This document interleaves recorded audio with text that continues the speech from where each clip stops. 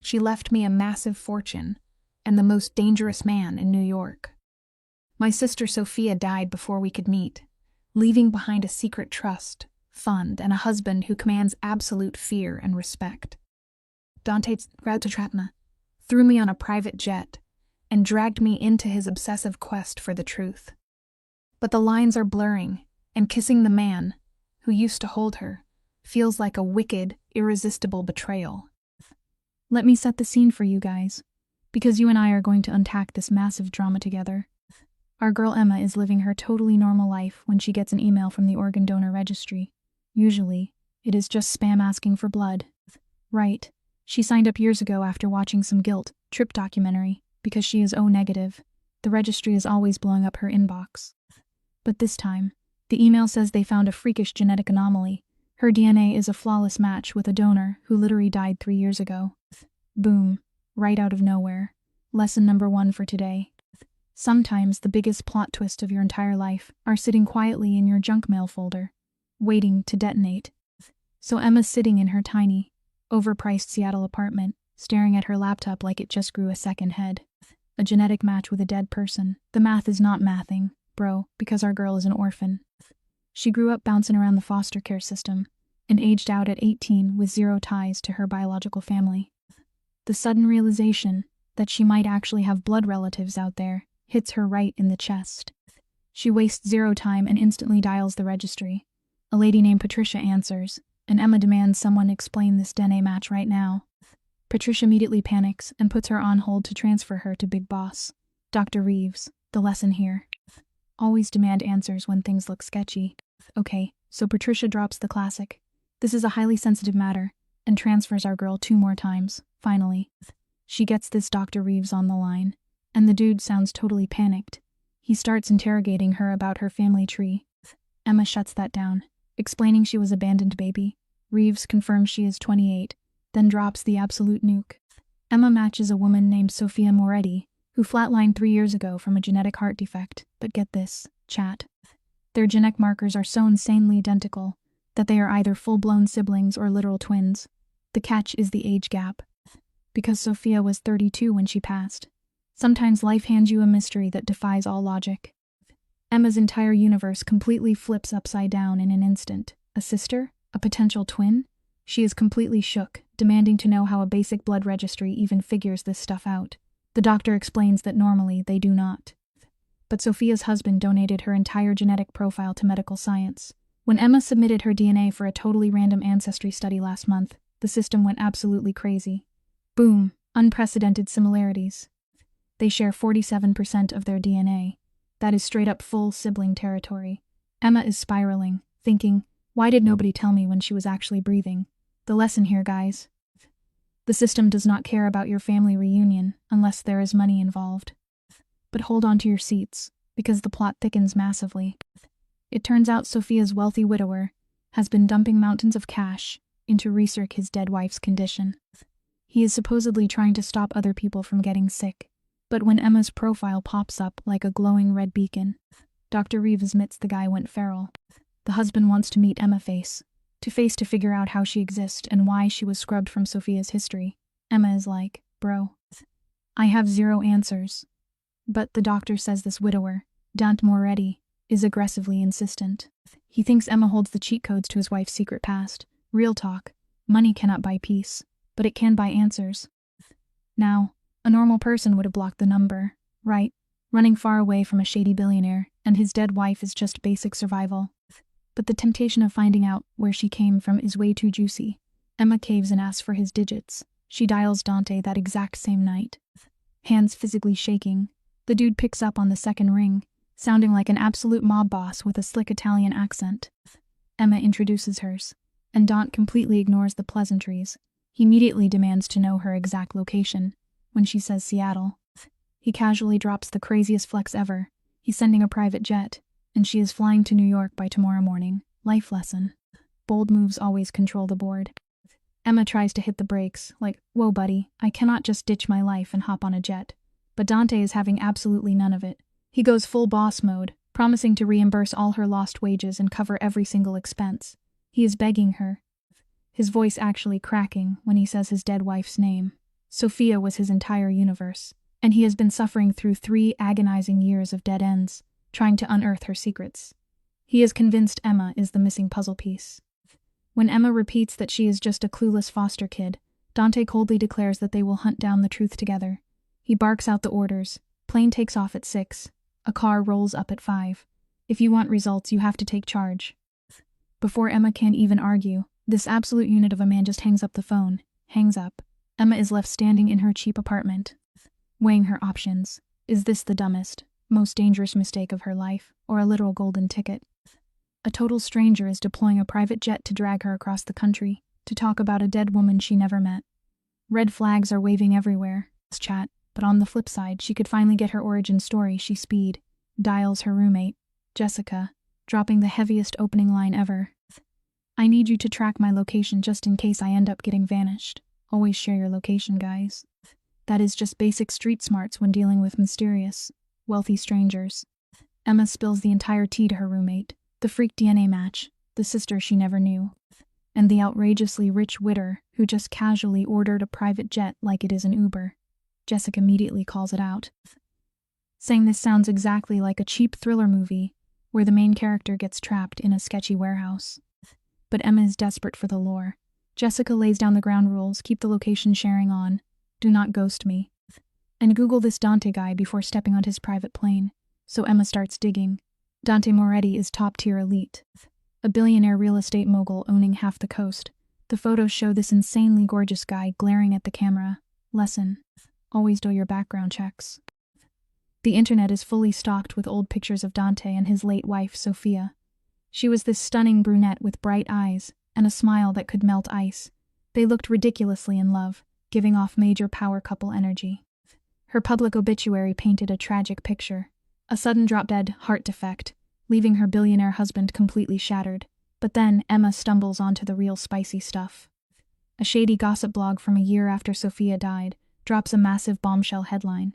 It claims Dante hired an army of private investigators to tear apart his dead wife's past, heavily implying she was living a double life. The lesson here is simple. Nobody's life is as perfect as it looks on the internet. Reading that article sends a massive chill down Emma's spine. What exactly was her dead sister hiding from this terrifyingly rich guy? Does she really want to step into this mess? But then she realizes something deep. Running from your truth will haunt you much longer than facing it head-on. She can't live the rest of her life wondering if she had a sister. So by 4:30 in the morning, she is packed and standing on the curb. A slick black car rolls up, driven by a silent guy who throws her bags in the trunk with a single word. Very sketchy. The private jet is next-level luxury. With a flight attendant offering her morning champagne, Emma rejects the booze, totally buzzing with anxiety, and stays awake the whole ride. During that agonizing flight, her brain is running marathons. If Sophia was really her blood sister, who ripped them apart? Why were they kept entirely in the dark? The jet finally touches down at an exclusive airfield right outside New York City. Another sleek, bracked car is waiting on the tarmac. This driver actually speaks, announcing that the big boss, Mr. Moretti, is waiting at his personal fortress. 40 minutes later, they pull up to a monstrous penthouse in Tribeca. This place screams infinite money. Emma's palms are literally dripping sweat as security escorts her up a VIP elevator that goes straight into the top floor unit. Stepping out of your comfort zone is terrifying, but it is the only way you actually grow. The penthouse is absolute insane, packed with modern furniture, priceless art, and massive glass walls overlooking the entire Manhattan skyline. And standing right there by the glass, looking like a little boss surveying his kingdom, is Dante. He turns around, and Emma acts breathing for a second. In person, the guy is an absolute unit, toweringly tall, ripped, with dark hair and flawless skin. But those eyes, man, his eyes are pitch black, locking onto her with a crazy mix of hardcore suspicion and some twisted emotion she cannot read. He starts walking toward her, moving with the silent grace of a predator. He thanks her for coming, but Emma claps back, saying he gave her zero choice. Always stand your ground, chat. Dante does not even blink at her sass. He coldly fires back that he could have just flown the empty plane. Stepping onto it was entirely her move. He stops right in front of her, scanning her up and down without a shred of shame. He completely dismisses her looks, telling her she looks absolute nothing like his dead wife. Sophia had rich dark hair and tan skin, while Emma is super pale and blonde. But our girl is not backing down. She instant pulls out her phone, swiping to an old picture where she had her natural dark brown hair, and shoves it in his face. Real talk. The lesson here is always keep the receipts. You never know when you will need to prove your identity, to intimidate a billionaire holding all the cards. Let's set the scene, guys. Emma is literally perching on the edge of this ridiculously expensive leather sofa, probably sweating through her shirt. Across from her is Dante, the billionaire who just flew her out on a private jet. He casually pours 2 glasses of water from a crystal pitcher like this is a normal Tuesday.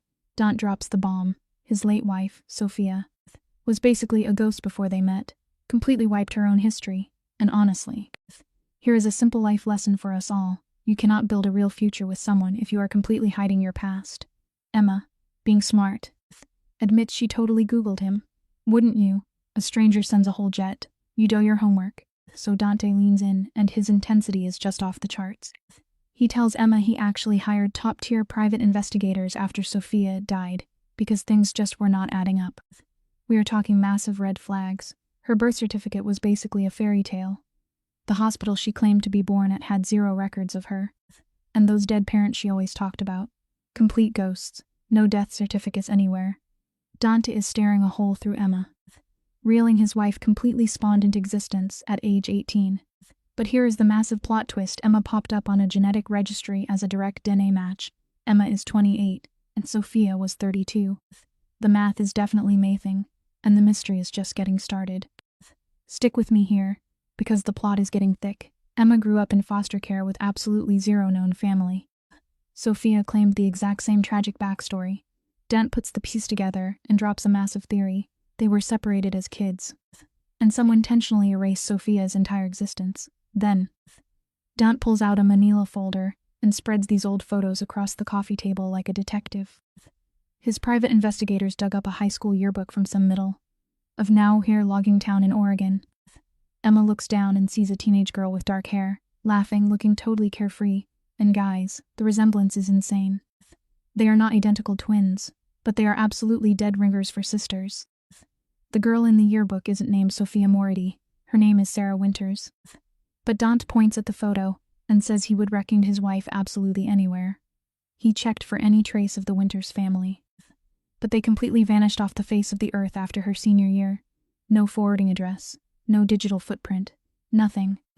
Dante was hitting dead end after dead end until Emma randomly popped up in that medical donor registry.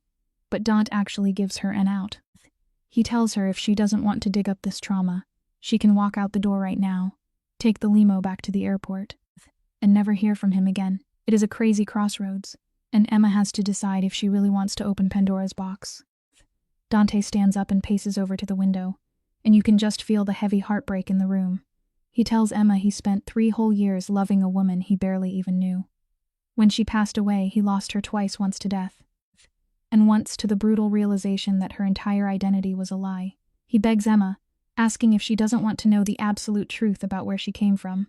And Emma breaks. She really does want to know, so she agrees to help him on one massive condition. She tells the billionaire that if they uncover some dark, twisted reason why Sophia erased her past, he cannot judge her for it.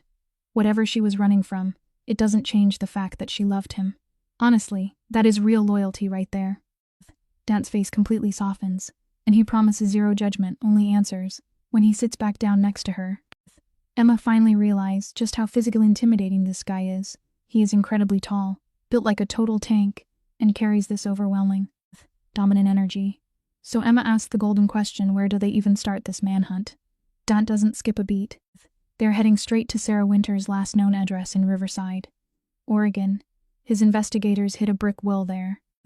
But he thinks Emma's face might get the locals talking, and get this, he already has his phone out, casually dropping that he booked a hotel, and they are flying out tomorrow morning.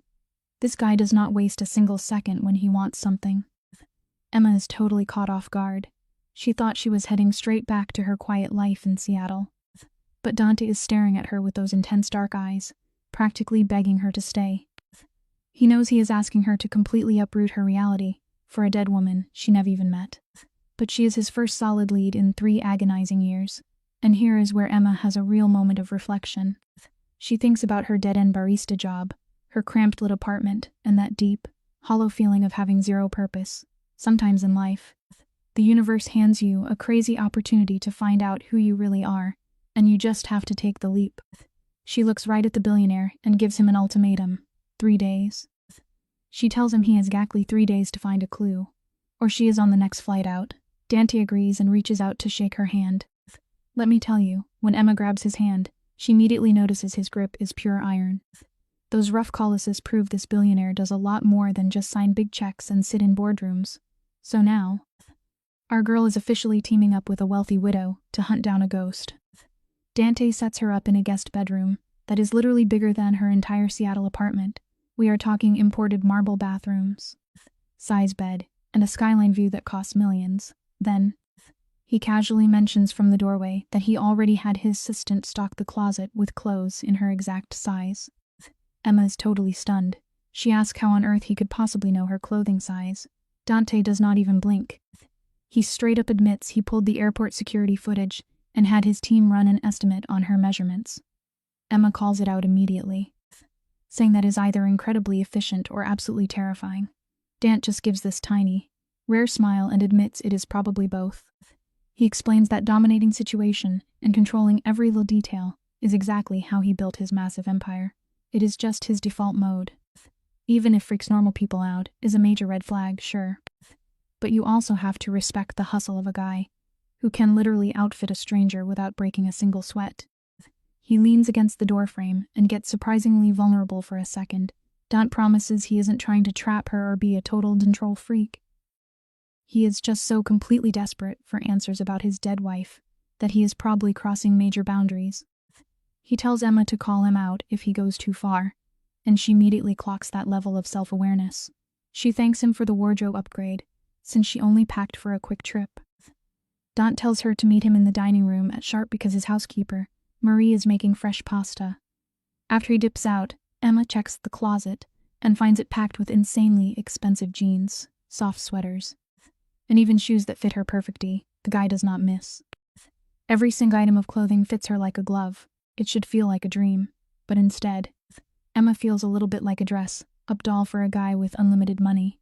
She throws on some leggings and spends the afternoon deep, diving into Riverside, Oregon on her phone. It is this tiny logging town of barely 5,000 people, in a place that small. Everybody knows everybody's business, which means somebody definitely remembers Sarah Winters. At 7 o'clock, she heads down to this massive dining room. Dant is chilling at a table built for 12, wearing dark jeans and a black Henley shirt that really shows off his absolute stacked build. Then, Marie the housekeeper rolls in with plates of homemade ravioli dripping in sage butter.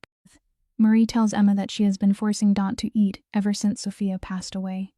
She's this sweet older Italian lady who clearly adores him, joking that the billionaire works way too hard and barely sleeps. Dante waits until Marie leaves the room and jokes that she probably thinks Emma needs to be taken care of, too. They actually sit there in a pretty comfortable silence for a bit, just eating this amazing food. Finally, Emma breaks the ice and asks the million-dollar question. She wants to know what her sister was actually like as a real person. Dant puts his fork down, and you can see the memories washing over him. He says the best word to describe Sophia was light, just by existing. She made the entire room feel brighter. Dant starts listing off all these sweet details. Sophia was obsessed with art galleries, baked cookies for the building staff every winter, and was that person who bawled her eyes out at sad movies. Emma thinks she sounds absolutely wonderful, but then Dant's tone gets super dark. He drops the twist she was incredibly guarded. She straight up refused to have kids, and would not explain why. She suffered from brutal night terrors, waking up in a total panic, but locked down whenever he asked about it. On top of that, she was completely paranoid about security, obsessively checking locks and scanning rooms like a trained spy. Back then, Dant brushed it off as anxiety, but now he is starting to see the massive, terrifying truth behind it all. You and I are going to unpack this together, guys, because this is where the danger level spikes. Dante locks eyes with Emma and tells her that Sophia was absolute running from a serious threat. And if someone went to the insane trouble of erasing Sophia's past and splitting the two sisters up, that threat is still active. The lesson here is brutal secrets do not just fade away with time, they sit in the dark and wait. Dante warns Emma that she could be a massive target now. which is exactly why he wants her staying in his fortress with his elite security team. Nobody can touch her in New York, but the second they step foot in that tiny Oregon town and start asking about Sarah Winters, the people hiding in the shadows are going to notice. Our guy sets to because this is where the drama gets absolute insane. The big boss, Dant, drops a massive bomb. He straight up tells our girl Emma that helping him puts a giant target on her back. But here is the kicker, he says she is already in the danger zone anyway. He swears to protect her, claiming losing her would be like losing his dead wife Sophia all over again. Later, he brings Emma to his private study, and it is pure madness. We are talking walls covered in files and photos, full obsessive detective mode. Bro was legally married to Sophia, but had to launch a one-man investigation just to figure out who she really was. Life lesson here. Folks, sometimes the people sleeping right next to you are biggest mysteries of all. So Dant casually waves at this absolute mountain of paperwork. He drops the cold hard facts on Emma. Sophia literally did not exist before age 18. Zero trace. He pulls up a crazy timeline on his corkboard. Originally, our girl was Sarah Winters, chilling in a small town till she was 17. Then boom, her foster parents get wiped out in a brutal car crash. Suddenly, she vanishes into thin air and pops back up in New York rocking a fake identity as Sophia Morty. Emma is totally shook, asking how a teenager pulls off a Black Ops level stunt like that. Dant just smirks and says one word: money. She paid heavy cash to the underground market to erase her existence. Let that be a lesson, guys. Money cannot buy happiness, but it can definitely buy you a brand new life. Dante points right at a photo of teenage Sarah and hits Emma with the million-dollar question. Why was she running? And who was hunting her? Emma is stressing out, wondering why she was stuck in foster care in Washington, while her supposed sister was hidden away in Oregon. Dant pulls up a chair and lays out a totally genius mobster-level scheme. They cannot just roll into this tiny town asking questions, or the locals will shut them out instantly. Small towns always protect their own secrets, so they are going to go undercover as documentary filmmakers. They will pretend they are just research foster care, blending Sarah in as a random case study to sniff out the truth. Real talk.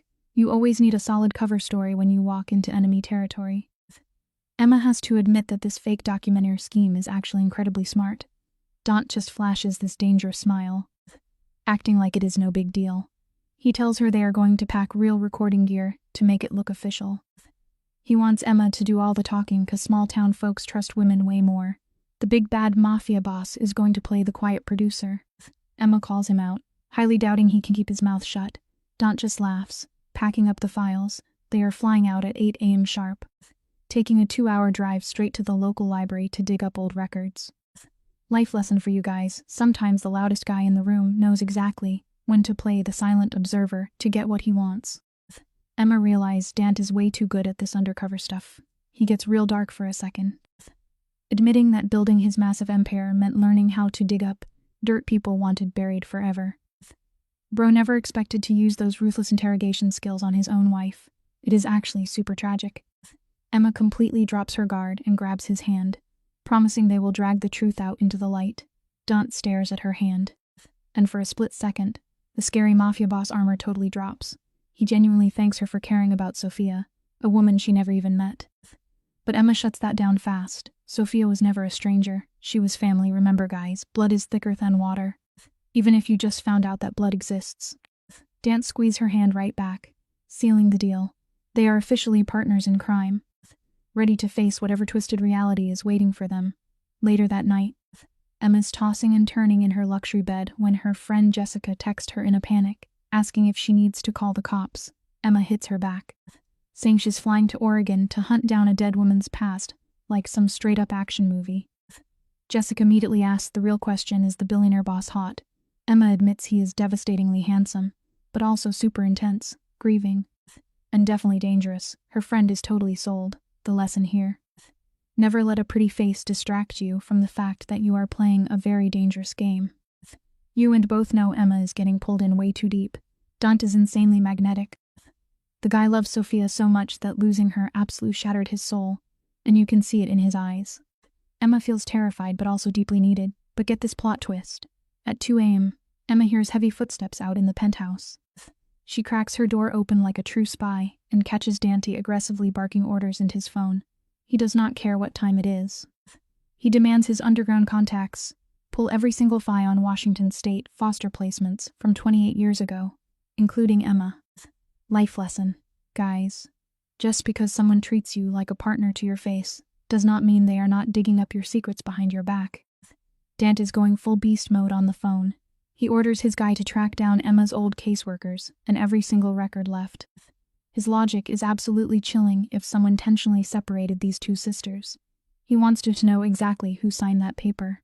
He is out for blood. Emma slams her door shut before she gets caught snooping, honestly. She should be completely freaked out that this powerful guy is invading her privacy, but crazy enough. She feels grateful that someone actually cares enough to fight for her. The very next morning, they are back on the private jet to Portland. Dant spends the entire flight grilling her about her past. The truth is, sometimes the people who invade your space are the only ones willing to fight your battles. Up in the private jet, Dante goes into interrogation mode, asking Emma if she remembers anything before entering the system. Emma admits her brain is blank since she was 2 years old, except for dark flashes of being freezing and social workers dragging her away. She spent her life thinking she was an unwanted kid, abandoned by trash parents. Finding out she actually had a sister changes the whole game. Dante drops his notes, locking eyes with her, and hits her with a massive theory. What if they were never abandoned? What if they were hidden for protection? If teenage Sophia was running for her life, maybe she left Emma behind to keep her safe. Sometimes the things that hurt us the most were actually done to protect us. Dante promises they are going to hunt down exactly what monster Sophia was hiding from. They finally roll into Riverside. And it is your classic creepy small town. One dusty main street and a diner straight out of the 50s. They check into this basic motel. And Emma jokes that the billionaire boss must be dying without luxury sheets. Dante shuts that down, revealing he used to sleep in his car back when he was grinding to build his empire. No time to rest, though. They hit the tiny local library first, 'cause small-town libraries are absolute goldmines for gossip. They meet a sweet old librarian named Agnes, who totally buys their fake documentary cover and starts pulling out dusty yearbooks. Let me tell you, never underestimate the hustle of a man on a mission. Stick with me, because we are about to uncover some heavy local secrets. Old Agnes starts laying out the files, shaking her head about how tragic the Winters girl had it. She explains that Robert and Martha Hayes took Sarah in when she was 14 and loved her like their own blood. But then, absolute disaster struck. Emma sneaks her phone out to record as Agnes details a brutal car crash on Highway 20, Black Ice, winter of 2007. Both foster parents were killed instantly, leaving 17-year-old Sarah totally devastated. Dante asks where she went after the funeral. Agnes sighs, saying the poor girl vanished from town to escape the awful memories. Life lesson here, guys. Sometimes running away is the only way you survive a broken heart. Agnes flips right to Sarah's senior portrait. Emma stares hard at the photo of her dead sister. Sophia actually looks genuinely happy here. Just a quiet, artsy kid volunteering with animals, completely unaware of the absolute nightmare heading her way. Emma asks if she had any real friends back then who might know her secrets. Agnes points them straight toward Jenny Martinez, the local flower shop owner who used to be Sarah's ride-or-die bestie. Emma and Dante waste zero time and march straight over to the flower shop on Main Street. They walk in, and Jenny looks up from her bouquets. The second Jenny makes eye contact with Emma, her entire face drops in pure shock. Always remember, folks, the past never really dies. It just waits for you to walk right back through the front door. Jenny straight up stops breathing. She stares at Emma like she just saw a literal ghost, gasping out Sarah's name. Emma quickly corrects her, explaining they might be long-lost sisters. Jenny completely breaks down, crying because Emma is a dead ringer for her vanished best friend. She thought Sarah had finally come home after 15 long years. Dante steps up, playing the smooth undercut producer, and asks if they can interview her. Jenny takes them to back room, pulling up old, happy photos on her phone. Seeing the dead mob wife as just a normal, smiling teener going to prom is an absolute gut punch. It just goes to show you guys, no matter how hard you try to invent yours, your true roots will always tie you to the people who loved you first. We are at the final piece of the puzzle here, folks. Jenny reveals that Sarah locked away her dark past before moving to town. She absolutely refused to talk about her childhood, claiming the past needed to stay dead. Emma desperately asks if Sarah ever mentioned having family, but Jenny shakes her head. Sarah swore she was entirely alone, but clearly, Someone was lying, or Sarah genuinely had no idea Emma existed. When Daunt asks what happened after the tragic car crash, Jenny gets absolute chills. She says Sarah turned sanely paranoid, acting like she was being hunted by the mob. She told Jenny to completely forget she ever existed and vanished to become someone else. Life lesson for today: when someone tells you they need to disappear, believe them, because the monsters chasing them are usually very real. Look at this, guys. Dant is totally playing it cool here. Jenny is freaking out, asking if anyone ever came looking for Sarah after she bolted town. She is desperate to know if her friend ever found peace. And Dante, he looks her right in the eye and drops a massive white lie. He says Sarah had this beautiful, happy life and passed away peacefully surrounded by loved ones. Absolute cap. The brutal truth. Sophia died in a sterile hospital room, her heart giving out way before any proper goodbyes could happen. But honestly, sometimes a soft lie is way better than a harsh truth. It just goes to show. Protecting someone's peace of mind is sometimes the realest thing you can do for them. Let the girl keep her good memories. You know. Jenny completely breaks down crying, and our girl Emma grabs her hand. The heavy vibe in the room is off the charts. Just feeling that massive hole Sophia left behind. But Emma is on a mission, guys. She asks the million-dollar question, trying to find out where Sarah was before the whole memory loss thing. Jenny mentions this super creepy-sounding place called the House in the Woods out in Washington, near the coast. She warns them to leave it alone, saying it was bad news. But Emma is absolutely not backing down now. They are way too close to the plot twist to just walk away. They drop their digits for Jenny and bounce. Life lesson right here, folks. When you are seeking the truth, you have to be ready for the monsters you might find in the dark. We are not wasting a single second. Dant hops straight on his burner, calling up his top-tier investigators to hunt down this coastal Washington foster home. He is hyped, telling Emma they are getting closer. She is stressing, wondering what happens if the truth is actually a nightmare. But they are locking in, later. They are grabbing a bite at this rundown diner when the investigator calls back. Dant's face goes from chill to absolute murder mode. He puts the phone down like it is a literal bomb. Boom, they found it.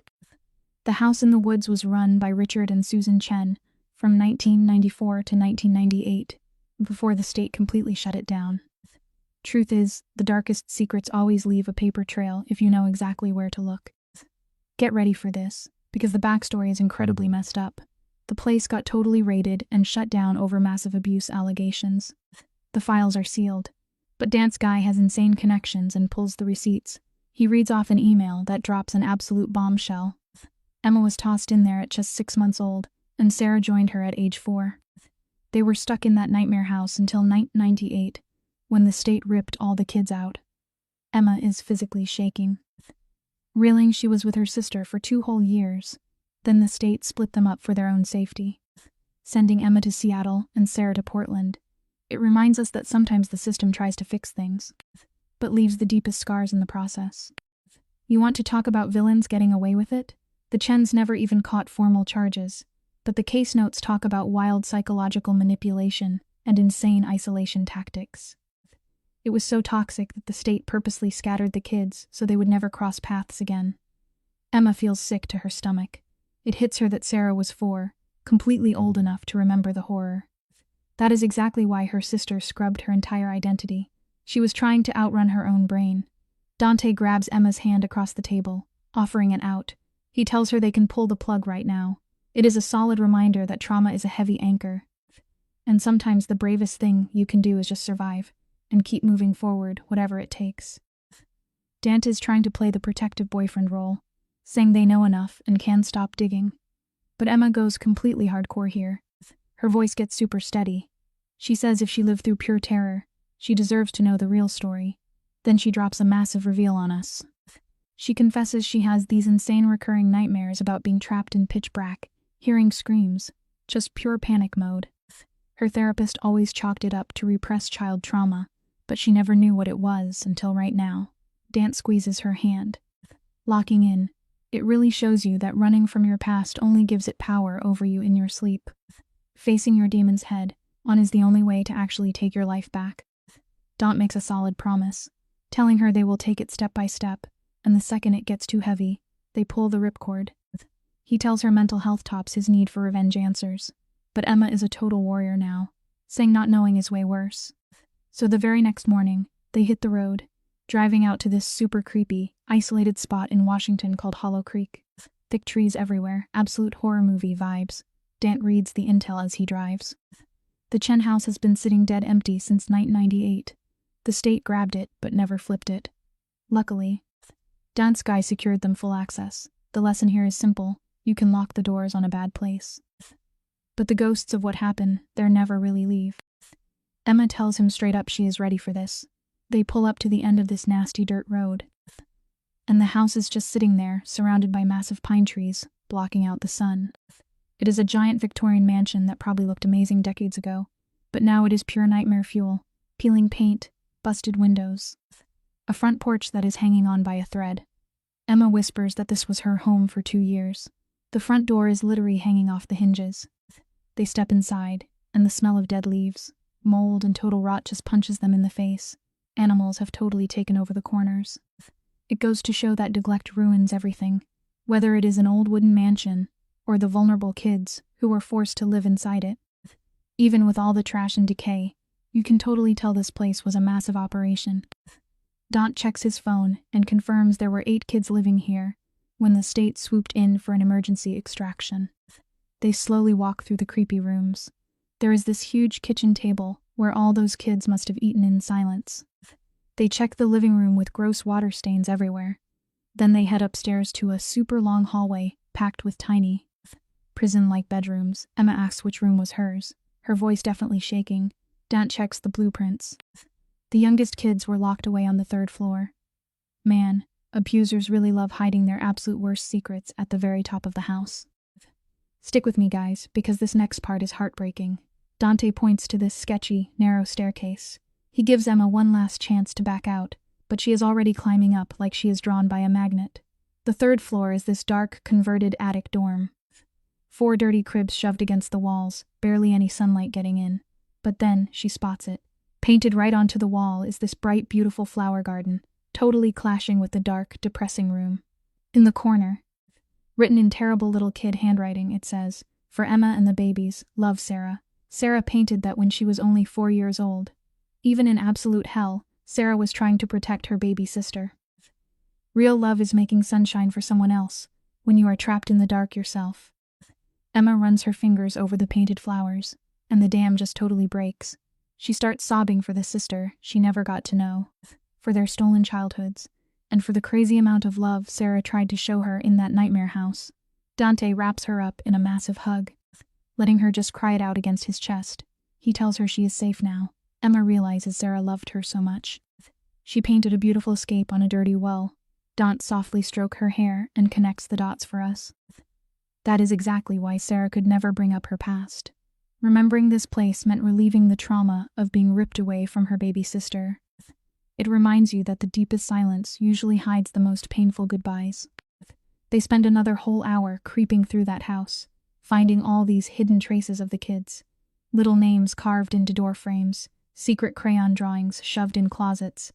You can tell these kids were fighting to survive the boredom and fear. But they do not find the smoking gun. Nothing that proves exactly what the Chens did to trigger that emergency raid. As they are finally walking out, this old lady with a walking cane and a tiny dog rolls up on them. She gets aggressive, telling them they are trespassing on private property. Dante quickly flashes his state passes, saying they are investigating the old Chen place. She spits out their name with pure disgust, saying it is about time. You never know who is watching, folks. The neighbors always hold the real receipts. The old lady introduces herself as Margaret Wells. She says she lived next door until the Chens literally forced her out. She drops some chilling details, saying she used to hear those poor kids crying late at night and saw them staring out the windows looking completely destroyed. She squints at Emma, asking if she was one of the kids locked up in there. Emma confirms it but says she was way too young to remember the details. Margaret completely drops her guard and invites them back to her place. Her house is this super cozy spot, smelling like fresh baked bread. She pours them tea and settles into her chair. She says the Chens played the nice card at first. Lesson learned, guys. The biggest monsters always wear the friendliest masks when they first move in. Margaret spills the actual tea on what went down. She says the vibes were totally wrong from day one. These kids were way too quiet. They would just stand in the front yard like little zombies, never running or playing like normal children. Dante asks the heavy question, wanting to know exactly what the Chens did to them. Margaret says the kids were absolutely forbidden from speaking out. But she heard the late-night screams. The worst part, she watched Richard Chen lock a 5-year-old girl in a dark shed overnight as a punishment. Just pure evil. She called the authorities multiple times, but the Chens were smooth talkers, claiming the kids had severe issues that needed strict rules. It proves that a clever lie can, unfortunately, beat the truth if the wrong people are listening. Stick with me, guys, because we are about to uncover what really went down at that house of horrors. The state finally starts buying the story, but only because one kid literally busts out, sprints to the highway, and flags down a car, absolute screaming about the nightmare inside. That little hero was maybe 6 years old. Her name was Sarah back then, but we know her as Sophia. Emma realizes her own big sister was the mastermind who saved everyone, but wait for the plot twists. Before the cops can slap cuffs on those evil foster parents, the Chens grab their dirty money and vanish into thin air. Total cowards. And here is your simple life lesson for the day. Sometimes the people who owe you the biggest apologies will run away before you can ever make them pay. Margaret is just shaking her head, remembering how these traumatized kids were scattered to the wind and told to just forget it. Emma is totally shocked. She's sitting in the passenger seat of Dan's luxury ride, completely silent, trying to process this massive lore drop. Dan drives towards Seattle, playing the supportive billionaire card and shooting her these intense, worried looks. Finally, he breaks the ice. He tells her point blank that none of this was her fault. They were literally just helpless babies when the system completely failed them. But they still made it out alive. And Sophia clawed her way up to build an incredible life anyway. The simple life lesson here is pretty clear. You can't outrun a dark past, but you can absolutely refuse to let it be the only story you tell about yours. Emma is seriously doubting this. She wonders if Sophia actually lived a good life, or if she spent her whole adulthood sprinting away from her demons. Dant fires back, defending his late wife. He says she found real love with him and grabbed years of true happiness. Sure, she had a vault full of dark secrets, but she survived. They pull up to the private airport, where his jet is waiting. Dant tells Emma she has a massive choice to make. Does she hunt down the Chens for some brutal revenge, or does she pull a Sophia and just move on? Emma is totally frozen. She has absolutely no clue what her next move should be. Honestly, the simple life lesson here is this. When you are staring down a massive life-altering crossroad, sometimes the smartest move is to just take a deep breath and do absolutely nothing until your head is totally clear. Dant throws out the ultimate billionaire lifeline. He tells Emma to fly back to New York with him and just chill for a few days to process this insane plot twist. Emma is way too drained to fight it. On the private flight back, she literally passes out on Dant's shoulder. And get this, for the first time in forever, her horrific nightmares completely vanish. Why? Because the monster finally has a name, and she is not fighting it solo anymore. They hit his massive penthouse late at night. The chef left food, but their stomachs are tied in knots.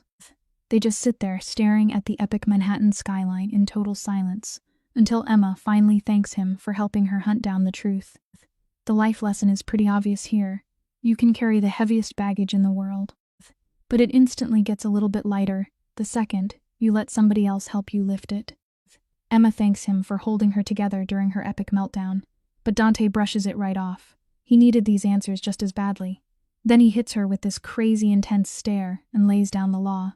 He tells her she is not alone anymore. Whether she goes full vigilante or walks away, he has her back. He straight up declares that since she is Sophia's blood, she is his family now.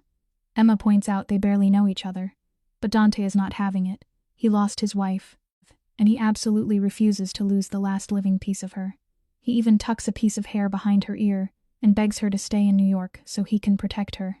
Time for a quick life lesson. Loyalty is not always about how many years you have known somebody. Sometimes true loyalty is instantly forged in the fires of shared grief and completely insane circumstances. Emma tries to pump the brakes, bring up her life and job back in Seattle, but Dant just smirks and drops a massive flex. He already ran a background check and knows she is barely making rent. Classic boss energy right there. He points out she is living paycheck to paycheck with zero safety net.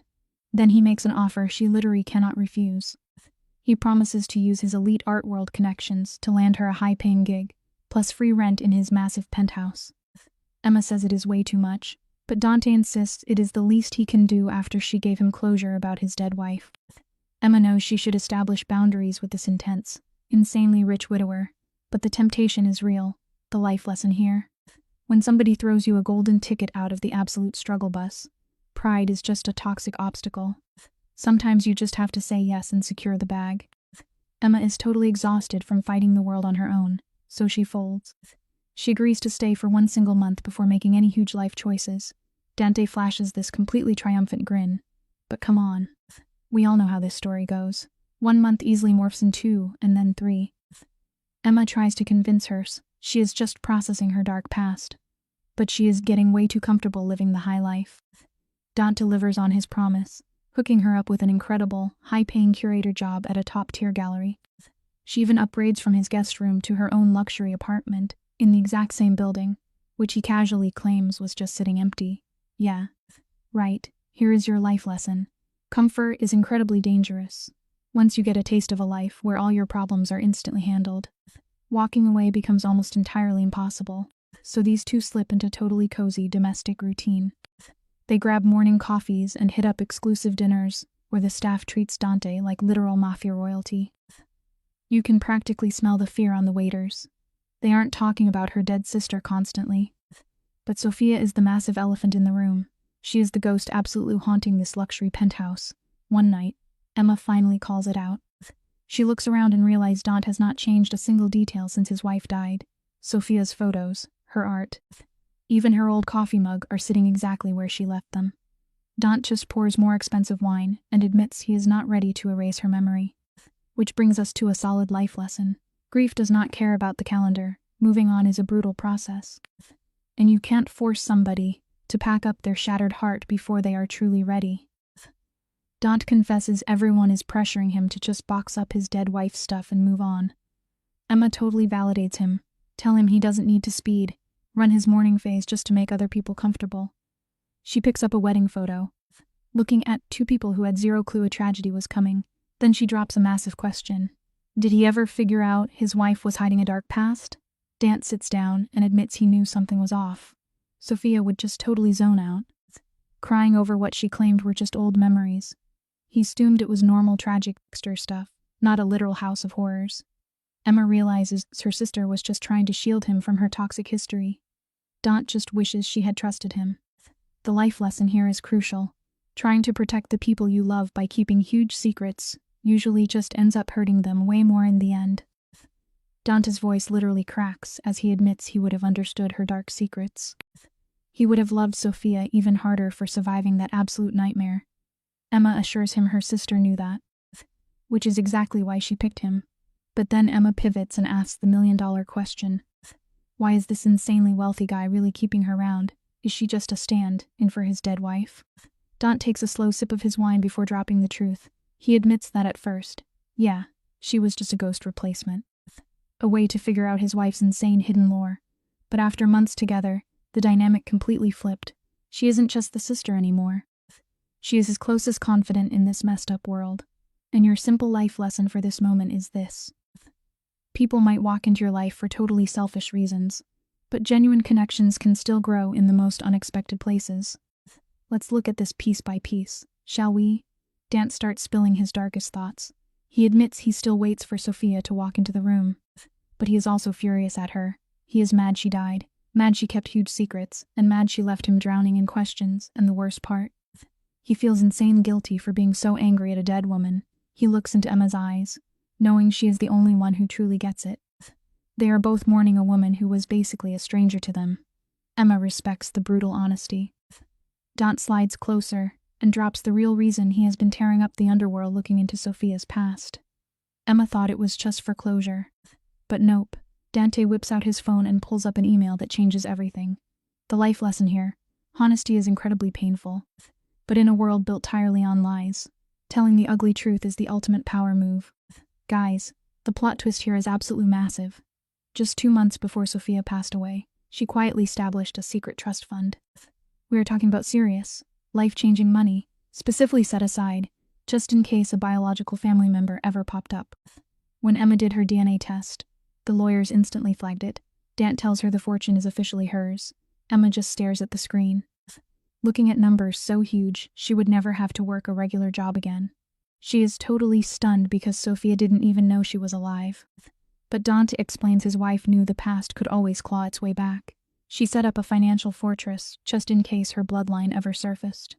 The life lesson for this crazy revelation: you can bury your past under millions of dollars, but the deep anxiety of it returning will always keep you looking over your shoulder until the day you die. Emma instantly rejects the cash. Taking millions from a dead sister she never knew just feels totally dirty. But Don insists it is exactly what Sophia wanted. Then he drops an even bigger bombshell. There was something else hidden inside those legal documents. A sealed letter, strictly meant for whoever matched the DNA test. He pulls the envelope out of his desk and hands it over, swearing he never opened it. The wildest part: it is explicit addressed to Emma. Her hands are literally shaking as she grabs it. Seeing her own name in her dead sister's handwriting absolutely wrecks her. Sophia F. knew her name. Even after 26 years of total separation, Emma slowly unfolds the pages. Wrenching sentence. Dear Emma, if you are reading this, I am gone and you have been found. Here is your life lesson. Money is great, but the unvarnished truth is the most valuable inheritance anyone can ever leave behind. The letter is an absolute emotional wrecking ball. Sophia writes that she thought about Emma every single day for 28 years. Agonizing over whether she was safe, Sophia actually hoped Emma forgot everything. Praying she was too young to carry the toxic trauma of that foster home hellhole. She apologizes for never trying to find her. But she had a terrifying reason. She was deeply paranoid that looking for Emma would somehow lead those monsters, the Chens, right back to her doorstep. She refused to drag her dark past into Emma's peaceful life, but Sophia never truly let go. She talks about painting imaginary gardens in that horrific attic and sing lullabies to keep baby Emma quiet. She promised to come back, even though she was just a powerless 4-year-old kid. The life lesson here: fear can force us to abandon the people we love, but the human heart never actually forgets the promises we made in the dark. Guys, picture this. Emma is reading this letter from her late sister Sophia, right? And the words are absolutely gut-wrenching. Sophia is writing about how the state dragged them apart, how she literally screamed for Emma until they sedated her. It is pure trauma. But Sophia is saying, look, if you are reading this and you are struggling, use my money to heal. Build the life we were robbed of. And the biggest plot twist: she vouches for the billionaire mob boss Dante. She tells Emma to trust him, saying he loved her despite all her broken pieces. The life lesson here: sometimes the people broken by the same storm are the only ones who know how to shelter you. So Emma's completely losing her mind at this point, just sobbing and clutching this letter to her chest like a lifeline. And Dante, this massive, intimidating guy, just pulls her into his arms. She is crying against his chest exactly like she did back in that terrifying abandoned house. Emma manages to choke out that Sophia actually remembered her, even after all the hell they went through. Her big sister never forgot her name. Dant just holds her tighter, looking absolute wrecked. He tells her he is so sorry she lost her sister before they could reunite.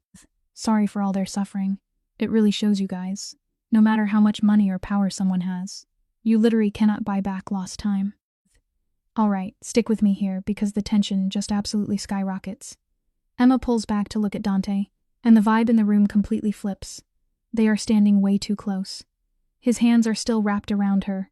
Her fingers are digging into his shirt, and you can practically see the realization hit his dark eyes. This is not just about mourning Sophia anymore. It has not been for a hot minute. He breathes her name and Emma tries to shut it down, saying they cannot do this. But get this, she does not step back. Dante knows all the logical reasons this is a terrible idea, but he reaches up to cup her face anyway. Look, sometimes the heart completely ignores what the brain knows is a bad idea. Dante is going all in now. He tells her he can't stop thinking about her, cannot stop wanting to erase the pain in her eyes. And he shuts down the whole psychology argument right there. He says, sure, maybe it is grief or transference, but it is also completely real. He admits he tried to fight it, tried to tell him she was just a replacement for his dead wife. But Emma is her own person, strong and brave in a totally different way. Then, boom, he kisses her, and Emma lets him. It feels like the biggest betrayal, yet somehow the most right thing ever. It is crazy how life pushes us toward the exact thing we are terrified of, just to show us we are ready to be loved again. Oh man, the floodgates are officially open. Emma kisses him right back, grabbing his hair, letting out months of built-up tension and completely chaotic feelings. When they finally pull apart, they are both gasping for air. Dant rests his forehead against hers and gives her an out. He says, "Just tell me to strong, and I will back off and just be your friend, and I will back off and just be your truth." She can't tell him to stop because she has been falling for him too. And she bring up the massive elephant in the room. She is Sophia's sister. How do they even navigate this? The reality is, you cannot put life on pause for the people you lost. They spend the entire night talking it out, deciding to take things super slow and keep it entirely off the radar. But fast forward 3 months, and Emma is packing up her apartment and officially moving into his massive penthouse. So much for keeping a low profile, right? The whole art scene starts buzzing with wild gossip about Dante Moretti's new girl, who looks exactly like his dead wife. Emma is hearing all the whispers, seeing the nasty stares. People are straight up calling her a replacement. She tells Dante that everyone thinks he is just using her as a ghost of Sophia. But Dante does not care at all. Here is a lesson for you. When you know your own truth, the noise from the peanut gallery means absolutely nothing. Dante shuts that replacement noise down instantly. He pulls her close and makes it crystal clear. He loves Emma for Emma. The sister connection is literally just the plot device that brought them together, not the reason he is staying. Now, exactly 1 year after that crazy donor registry email changed everything, they are standing together at Sophia's grave. Emma had never visited before, feeling like she did not have the right until Dante pushed her to go. He tells her to say whatever she needs to say. She kneels down, touching the headstone, wishing they had more time. It reminds you that closure is not something you just find. It is something you have to actively build for yours, step by heavy step. Emma looks right at the headstone and tells her sister that she is taking care of Dante, loving him just the way Sophia did. And she really hopes Sophia is cool with that. Then Dante kneels right next to her, puts some flowers down, and lays it all out. He tells his late wife that he will always love her, but he is also entirely in love with Emma now. He leans on that letter Sophia wrote, taking it as her final blessing for them to find happiness. Even if it happened to be with each other, they hang out there for a bit, crying but also kind of celebrating, you know. Grief and love can absolutely exist in the same exact room. On the way out, Emma squeezes his hand and thanks him for fighting through all the messy drama to find her. She has thanked him for flying out to meet a total stranger and for becoming her entire world. Dante drops this incredibly smooth line, saying he found her because of Sophia, but he loves her for exactly who she is. Boom. Fast forward 6 months. He puts a ring on it. Give it another year, and they are officially married in this small, intimate ceremony. They even have photos of Sophia there. Not as some creepy ghost, but honoring the woman who linked their lives. Oh, and those shady Chens who caused all the trouble. Dante's security team found out they just vanished off the map. Sometimes you have to accept that getting revenge will not actually fix your past. But focusing your energy on today will build your future. Remember that massive trust fund Sophia left behind. They flip it into an entire foundation for foster kids and trauma survivors. They name it Sarah's Garden, right after the mural Sophia painted in that creepy attic back in the day. It is honestly such a boss move. Taking the absolute darkest parts of their history and using that cash to throw light everywhere. Emma asked Dante if he thinks Sophia would approve. He hugs her from behind and says Sophia would completely love it, and love what they built from the ashes of her secrets. He point out the part Sophia's DNA match led Emma straight to Dante. It is wild to think about. But true love has a way of protecting you long after the person is actually gone. Dante jokes that maybe Sophia was just making sure he would not end up a lonely hermit after she passed. Honestly, maybe it was both. Sophia was the kind of person who had enough heart to look out for everyone at once. Emma leans back against him, staring at this huge charity bearing her sister's real name. She gets hit with how completely insane life is. She took a random DNA test on a whim, which flagged a genetic match, which sent her knocking on a billionaire's front door, and that door opened up to answers. A husband, and the family she thought she lost forever. It shows you that one tiny, impulsive choice can literally rewrite your entire destiny. Sophia had promised to come back for her when they were just kids. Sophia could not keep that promise while she was breathing, but through a genetic match, a massive pile of money, and a devoted husband who refused to stop digging, she totally delivered. She brought Emma home, 2 whole years after they tied the knot. Emma is standing in this ridiculous, top-tier penthouse that is now officially their family home. They are looking at a brand new nursery with soft yellow walls and a crib that probably cost way more than a sports car. Emma even painted a flower garden mural on the wall, perfectly matching the one from her childhood. Daunt catches her staring and puts a hand on her pregnant belly, knowing right away she is thinking about her sister. Love really does echo across generations. Saying that, in this room, she is Sarah. She tells Dante how unfair it is that Sarah never got to experience any of this normal family stuff after the nightmare they survived. But Daunt spins it, reminding her that Sarah did have love. She had a real home, and she had solid years of joy before the tragic end, and now she has a niece who is going to hear all the legendary stories about her brave aunt. Dante is totally convinced they are having a girl. He says he knew it the second she told him she was pregnant. He hugs her super tight and asks if he has mentioned how incredibly grateful he is for her and this new baby. It is a reminder to stop and actually count your blessings while you have them. Emma jokes that he is slipping because he has only said it 3 times today. Daunt just burst out laughing, and guys, the sound of his laugh is so warm and full of life now, completely different from the dark, brooding Mafia boss she met on day 1. He promises to do better tomorrow, but right now, it is time for dinner. Marie, their housekeeper, who basically became the wise grandmother of the house, cooked Emma's favorite meal. Early on, Marie had pulled Emma aside and told her that Dante was practically drowning in grief until she showed up. Emma tries to say he saved him, but Marie knows better. Sometimes, the only thing a person needs to survive the absolute worst storm is just someone willing to hold their hand. Let's kick things off right here, guys. You and I are going to unpack this absolute roller coaster together, so strap in. We've got Marie acting like the overprotective mom, scolding our mob boss Dante for working too hard and force-feeding Emma at dinner. After she dips, it's just the two of them on the couch, totally vibing. The baby is kicking like a champion. Dante smiles and says she is a fighter, just like her mom. Wholesome, right? But hold up, because Dante suddenly drops a massive bomb. He looks Emma in the eye and says his private investigator finally tracked down the Chens. Yeah, those absolute monsters. Emma instantly freezes up. They stopped looking for those psychos years ago, but wait for the plot twist. Richard Chen? He has already been dead for 5 years. And what about the wicked stepmother? Susan Chen? Guys, she is rotting in an Arizona nursing home with advanced dementia. She doesn't even remember the horrific stuff she did to those poor kids. Now, you would think Emma would be throwing a massive party, right?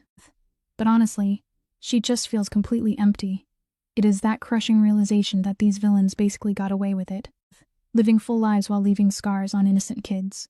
But here is the real-life lesson for today, folks. Justice doesn't always look like an action movie shootout. Daunt pulls her close and spits straight facts. They did not win. Emma and Sophia survived, and they built an absolute empire, the ultimate revenge against your haters. Just living your absolute best life, period. Emma totally realizes he is right. Why let these washed-up ghosts live rent-free in her head? Life is way too short to waste energy on toxic people who do not matter anymore. She decides right then to focus purely on the future. They have a baby girl dropping in 2 months, a charity foundation, and an epic life together. But boom, plot twist. Just a month later, Emma's water breaks 3 weeks early. Suddenly, our cold-blooded businessman, Dante, is driving to the hospital, absolutely losing his mind. He is gripping the steering wheel, desperately chanting that everything is fine like a broken record. Emma is literally the one in labor, perfectly chill, telling this supposed tough guy to breathe, because he is squeezing her hand so hard she is losing feeling. Our guy Dante is having a total meltdown, sweating bullets. He is terrified he is going to lose Emma exactly the same way he lost Sophia. It is that deep trauma kicking in. Right, but Em looks him dead in the eye and shuts that anxiety right down. She is not Sophia. She doesn't have a bad heart. She tells him to trust her, and guys, sometimes in life, you really just have to take a leap of faith and trust that you finally get a happy ending. Fast forward 15 grueling hours, and boom. Sarah Sophia Morty enters the chat, jet black hair, and screaming loud enough to wake the dead. And Daunt, this hardened, untouchable boss, takes his tiny daughter, totally breaks character, and just starts bawling his eyes out. She is perfect, he whispers. Emma watches this ruthless businessman turn into a total puddle, knowing he is going to spoil this kid absolutely rotten. Her heart is practically bursting out of her chest. She breaks down, thanking him for finding her, for giving her this insane, beautiful family after she spent 28 long years totally alone. She finally has peace, guys. But Dante flips the script and thanks her. For what? For being brave enough to answer a random phone call from a total stranger. Think about that for a second.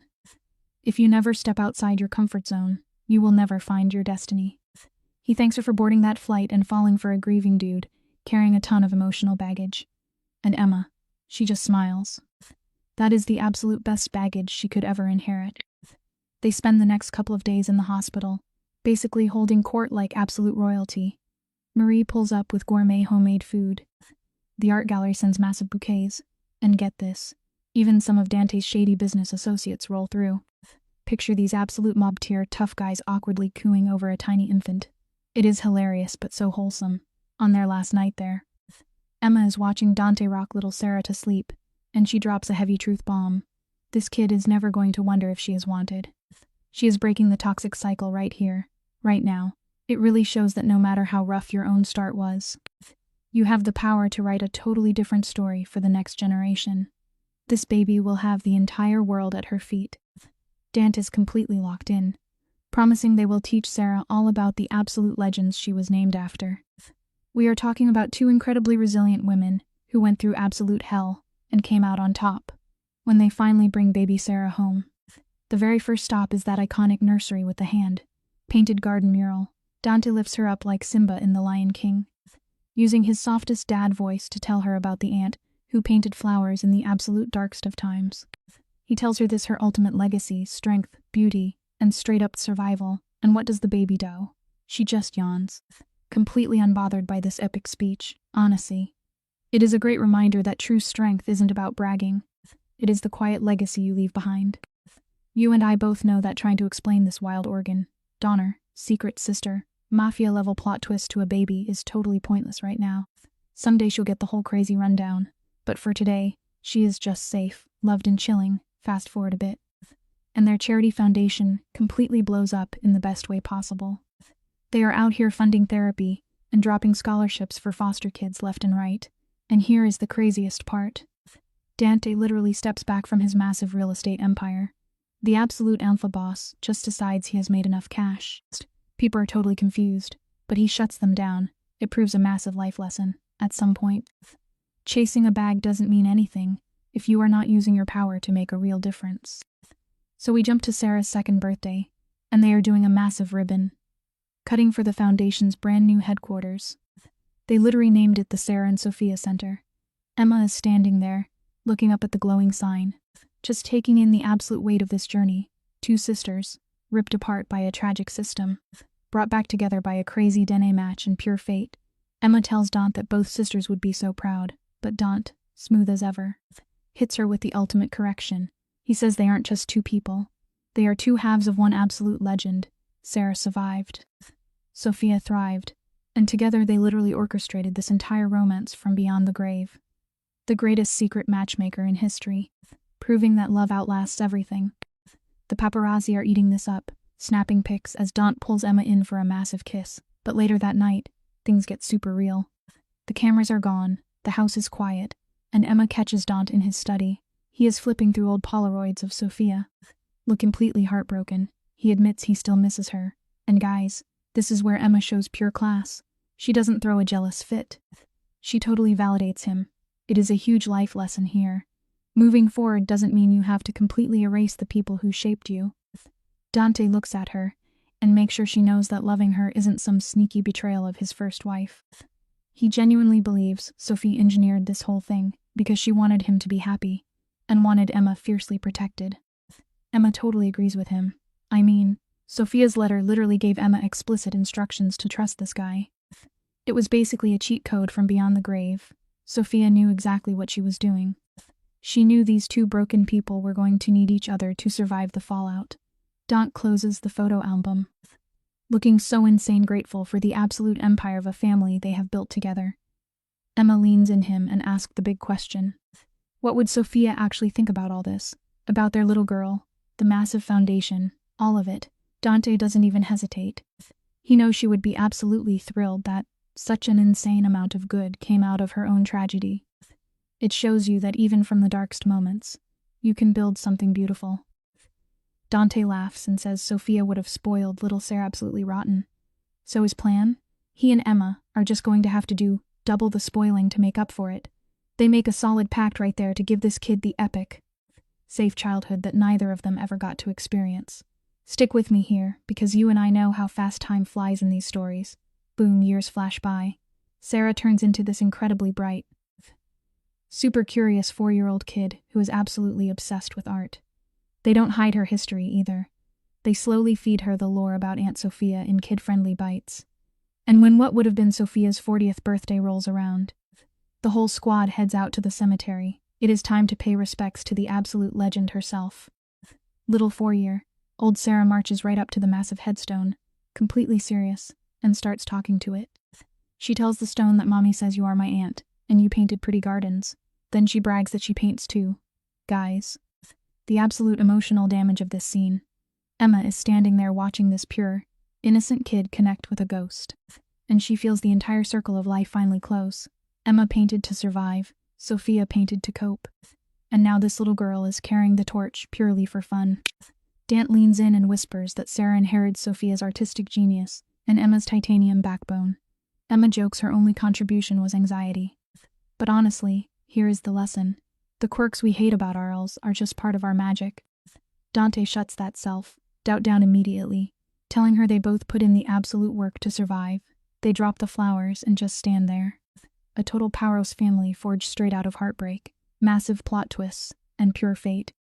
Emma stands there thinking about how one totally random DNA registry email completely flipped her entire universe upside down.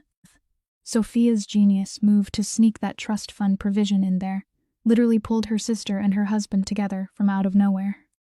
You and I are going to look at this together and decide. Fate is absolute real. Even from the grave, Sophia was playing chess, setting up the board to protect the people she loved. Emma whispers a final, tearful thank you to the stone, while Dante locks hands with his girls. Alright guys, buckle up because the lore drop of the century is about to happen.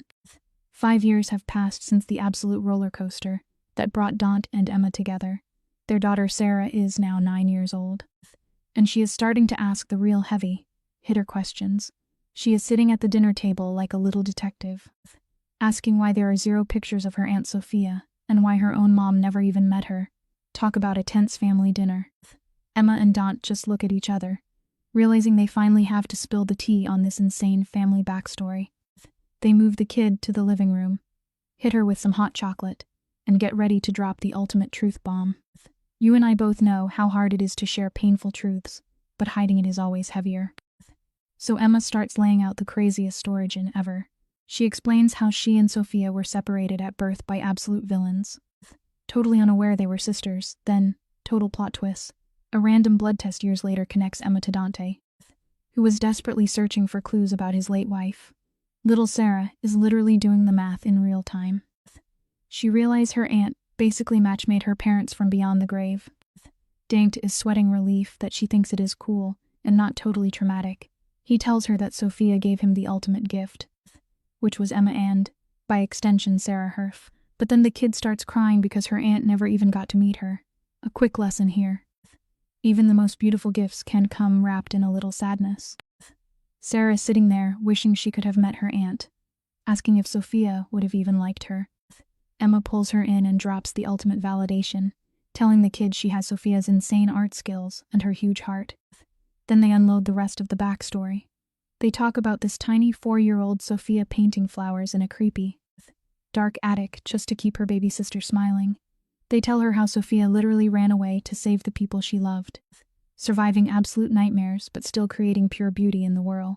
Sarah is just soaking this all in. She is old enough to get how tragic this is, but still pure enough to see the magic in it. She looks right at them and declares her aunt a literal hero. It just goes to show that true courage leaves an echo forever. Sarah straight up calls her aunt a real-life superhero. I mean, think about it. She saved Emma when they were helpless babies, and then orchestrated Dante and Emma finding each other. Dante is totally choking up at this point, agreeing with his daughter. He tells Sarah that she literally inherited her aunt's superpowers, her strength, her kindness, and her ability to make art out of absolute tragedy. Plus, Sarah realizes she carries her aunt's actual name. Sarah for the brave little kid, and Sophia for the unstoppable woman she grew into. After letting that realization sink in, the kid asks to visit the cemetery so she can show off her own paintings to her aunt. It is a beautiful reminder that honoring the people who came before us is exactly how we keep their spirit alive. Cut to Saturday, and Sarah is clutching a folder of her absolute best artwork. She's been grinding all week, painting non-stop to flex her skills for her aunt. At the grave, she props her paintings against the headstone, and get this. She painted these vibrant flower gardens. It is exactly what Sophia used to paint in that horrible attic. Proving some talents are just built into your DNA, Sarah introduced hers to the headstone with pure confidence, showing off her art and bragging that her dad's she gets her skills straight from Sophia. Emma and Dante just stand back and watch this incredible moment happen. Honestly, seeing a kid connect with their roots like that teaches you a vital lesson. True family bonds can literally cross the boundary of life and death. Emma stands there feeling Sophia's presence, not in some creepy ghost way, but like a rock-solid foundation. Everything Emma has right now, the family, the safety, is all because Sophia survived the trenches and set up that massive trust fund. Emma whispers a quiet thank you to the grave, promising they are looking out for each other exactly like Sophia wanted. Right then, a sudden breeze kicks up through the trees. You can call it a coincidence, but Emma believes it is Sophia sending a nod from the other side. Sarah finally wraps up her chat, and they leave the paintings right there on the grass. It is the ultimate crossover event, one artist gifting another across time itself. It really proves that gratitude is absolutely the strongest anchor you can have in this unpredictable world. Cruising home, Sarah hits her mom with a deep question, asking if Aunt Sophia is watching them from heaven. Emma keeps it real, saying she hopes Sophia is hyped about what they have accomplished. They took a tragic backstory and turned it into a massive foundation that helps helpless kids. Then, Sarah drops a wisdom bomb, comparing their family to a literal phoenix. She says they rose from the ashes of sadness to create something epic. Dante catches Emma's eye in the rearview mirror, completely mind-blown by how smart this kid is. They officially dubbed them the Phoenix family. We are going to look at this together and realize a beautiful lesson. No matter how badly your life burns down, you always have the power to build something incredible from the ashes. Later that night, Emma and Dante are watching their kid sleep. Emma looks at the glowing garden mural she painted and whispers that they finally did it. They gave Sarah the safe, drama-free childhood they were robbed of, all backed by Sophia's legacy. But Dante is not about to just chill on his victory lap. He drops a massive new plot point. He says he has been doing some serious thinking about the Foundation and wants to take their operation to the next level. We're talking full-blown detective work. He wants to use DNA databases, high-tech genealogy tools, and massive resource to hunt down separated siblings and reunite families destroyed by the foster system. Remember, folks, a true blessing is never fully realized until you use your power to help someone else. Stick with me here, because Dante makes a compelling case. He asks Emma how many other siblings are out there right now. Completely clueless that their sister or brother is still alive, Emma is overwhelmed, pointing out that a massive operation like this would cost an absolute fortune. But Dante is a literal billionaire. He shuts down the doubt instantly, reminding her they have the cash, the infrastructure, and the ultimate backstory to prove this works. He is intensely passionate, begging to launch this project so nobody else has to wait 28 long years for a family reunion. Dante admits he was completely lost when his first wife died, but Emma gave his life meaning again. It just goes to show that true wealth is finding a purpose that goes way beyond your own bank account. Dante is fully dialed in now. He wants to build a massive system, so nobody ever goes through the nightmare of being ripped away from their siblings again. Emma takes a second to process the scale of this master plan. Then she remembers that one email from the donor registry that flipped her universe upside down. And she realized Dante is dead right. She gives the green light, and they officially dub it the Sarah and Sophia Sibling Reunification Project. Dante is absolutely swooning over her drive to turn their mutual trauma into a massive win for society. Emma stays totally humble though, crediting Sophia for teaching her how to survive absolute horror and still create beauty. The lesson here is simple. Never let your past trauma dictate the positive impact you can have on the future. 6 months later, this massive project launches, and the press completely loses their minds. You cannot write a better headline. A billionaire whose first wife tragically died, who then married her long-lost sister, is now dropping millions to reunite broken families. The media eats it up, and the viral hype brings in cases from all over the map within just 1 year. They successfully reunite 43 pairs of siblings who were screwed over by the foster system. They even film these reunions and blast them all over the internet. These videos go insanely viral, showing decades of painful separation ending in pure, unfiltered joy. Stick with me on this one, because it proves that when you shine a huge spotlight on hope, you give other people the absolute courage to keep searching. Emma is watching a viral video of 2 brothers in their 30s, hugging it out after being separated at birth, realizing they are actually changing the world. She points at the screen, telling Dante that could have been her and Sophia. Dante drops an incredibly smooth line, telling her she is literally living out the reunion Sophia never got to have. Then he flexes their stats, pulling up the database to show 200 active investigations. That is 200 families about to get their own mind. Blowing plot twist because Sophia set this in motion. Dante hypes up the squad, saying it is combined legacy. Sophia survived, Emma thrived, and little Sarah is carrying the torch forward.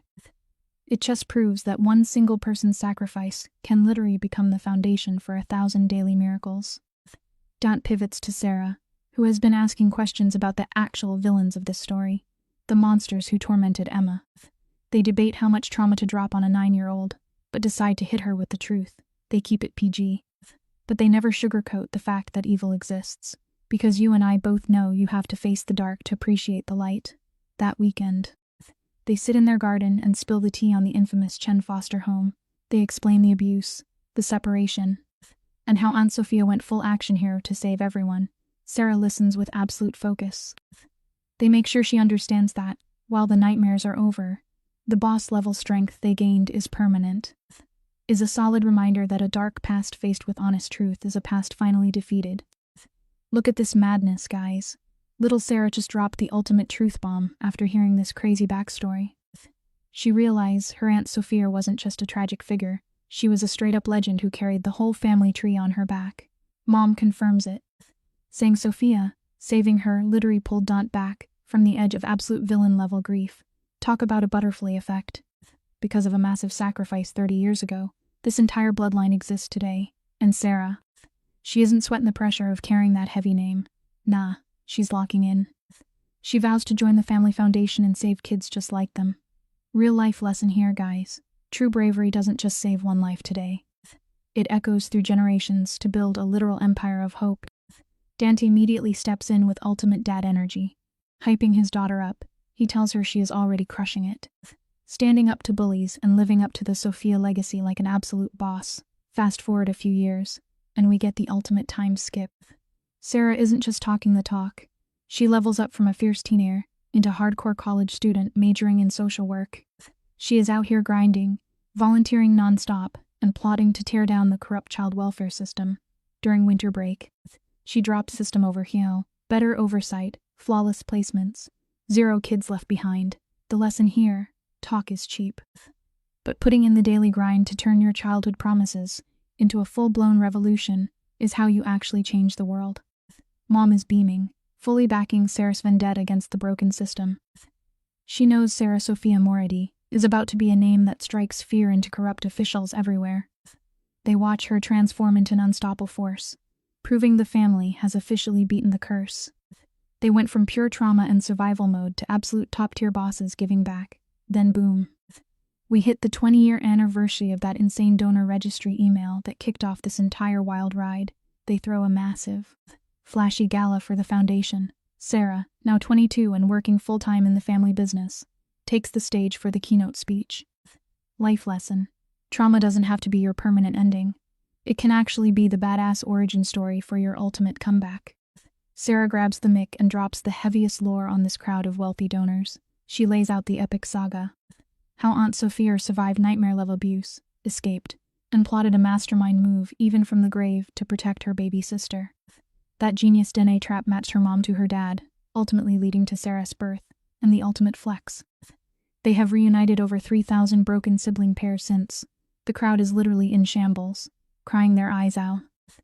Dante grabs his wife's hand, whispering that they actually pulled off the impossible by turning a dark tragedy into an empire of salvation. He thanks her for risking it all and getting on that plane 20 years ago. The lesson.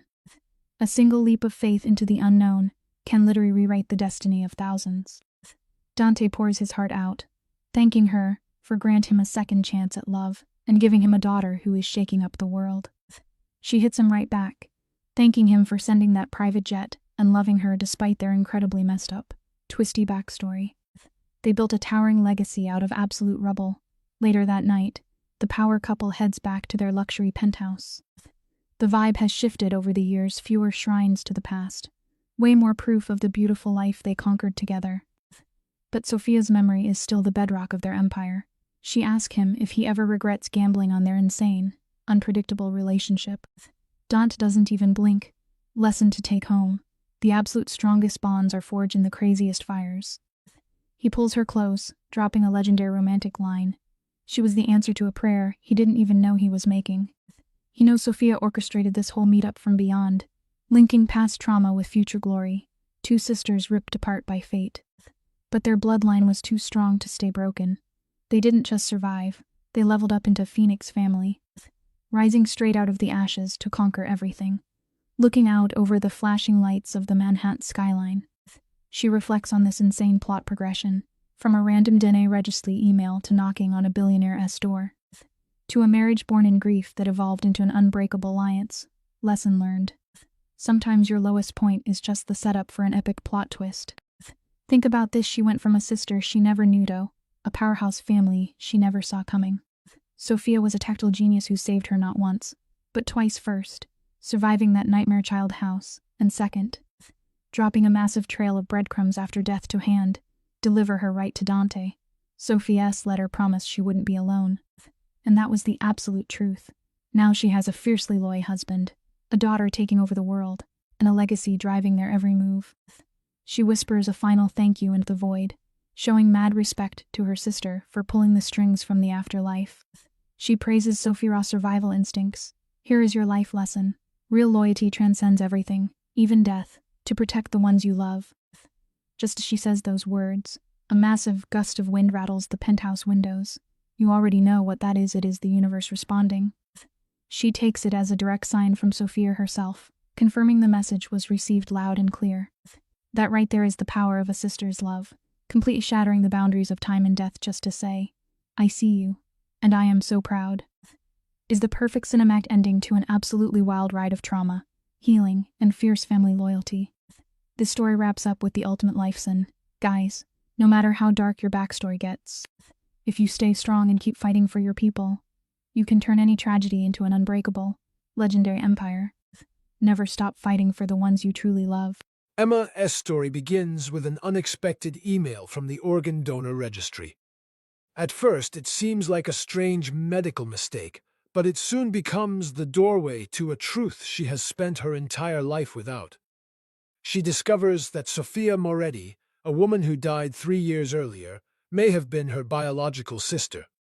For someone who grew up in foster care with no family history, this truth is both beautiful and painful. One of the strongest educational lessons in this story is that truth is not always comfortable, but it is often necessary. Emma could have ignored the email. She could have protected herself from disappointment and stayed in the life she already knew. But she chooses to search. That choice leads her to painful memories, hidden trauma, and the terrible story of the foster home where she and Sofia were once kept. The truth hurts because it reveals what was lost.